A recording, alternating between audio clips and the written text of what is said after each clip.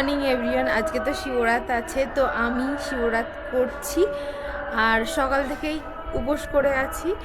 মানে খাওয়ার মধ্যে লিকার চা খেয়েছিলাম শুধুমাত্র, আর কিছুই খাবো না। আর হচ্ছে এখন একবার পুজো দেবো, স্নান টান করে আসলাম সকাল সকাল, কাজ টাজ সেরে স্নান করে নিয়েছি। এখন একবার দেবো পুজো, সব ঠাকুরকে যেমন ভোগ দেওয়া হয় সেরকম ভোগ দেব। আর হচ্ছে মহাদেবকেও একবার স্নান করিয়ে দেব সব কিছু দিয়ে, মানে গঙ্গা জল, দুধ, ঘি, মধু, দই সব কিছু দিয়ে একবার স্নান করাবো। আর একবার করাবো যখন চতুর্দশী লাগবে তারপরে। আর তোমরা নিশ্চয়ই, আমি ক্যামেরা অন করেছি, পাশে গানের আওয়াজ পাবে, কারণ এখানে শিবরাতটা খুব বড়োভাবে পালন হচ্ছে। দেখলাম সকাল থেকে চারিদিকে, মানে এখানে আশেপাশে অনেক মন্দির আছে, সব মন্দিরেই গান শুরু হয়ে গেছে। তো আমি ভাবছি মন্দিরে যাব না, কারণ আমার যেহেতু ঘরেই আমার শিব আছে, তো আমি সেই শিবই স্নান করাবো।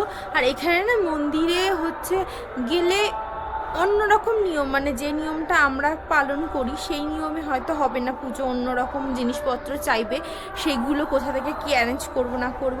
সেই তো আমার যেহেতু ঘরে শিব আছে, আমি ঘরেই পুজোটা করব। আর যদি যাই বিকালে, সুমনে যদি টাইম হয়, আজকে তো সানডে, ওর বাড়িতেই আছে, যদি সময় পাই তাহলে মন্দিরে গিয়ে একবার প্রণাম করে আসবো।